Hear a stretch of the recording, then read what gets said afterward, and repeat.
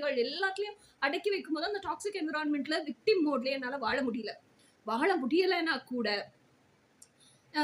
என்ன சொல்றது, even though அதுக்கப்புறம் நான் அந்த செல்ஃப் ரியலைசேஷன் எனக்கு கிடைச்சிருச்சு. இங்க இருக்கிறது விக்டிம் மோடு, இந்த பர்சனோட என்னால வாழ முடியல, ரியாலிட்டியில இருக்க பர்சனோட வாழ முடியல. பட் ஸ்டில் ஆனா என்னன்னா, என்னுடைய அந்த ட்ரீம் ஹீரோ இருக்காங்கல்ல, அவங்கள தான் லவ் பண்றேங்கிறது ரியலைஸ் ஆயிடுச்சு. ஆனா ரியலைஸ் ஆனதுக்கு அப்புறமும் என்னால அத அக்செப்ட் பண்ணிக்க முடியல.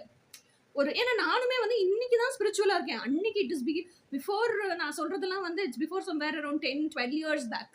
அன்னைக்கு I was also typically socially conditioned feminine தான். ஸோ அதனால எனக்கு அதுக்குள்ள இருந்து வர்றதுக்கு அதை அக்செப்ட் பண்ணிக்கிறதுக்கு எனக்கு சாலிடா கம்ப்ளீட் 5 இயர்ஸ் டைம் எடுத்துச்சு. ஓகே, ஸோ அந்த கம்ப்ளீட் 5 இயர்ஸும் I was in dark night of the soul.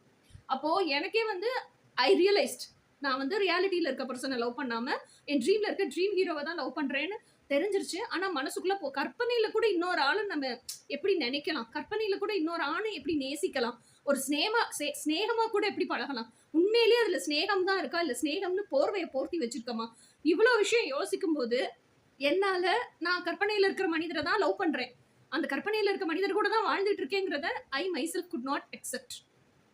Okay, so this all happens. So அப்போ அந்த செல்ஃப் ரியலைசேஷன்ங்கிறதும் இம்பார்ட்டன்ட் பார்ட், அதுக்கப்புறம் செல்ஃப் அக்செப்டன்ஸுங்கிறதும் இம்பார்ட்டன்ட் பார்ட். அந்த செல்ஃப் அக்செப்டன்ஸே செல்ஃப் லவ் இருந்தால் மட்டும்தான் பர்த்திங் எடுக்கும். ஸோ செல்ஃப் லவ் அப்படிங்கிறத அடுத்த ஷார்ட்ஸில் பார்ப்போம்.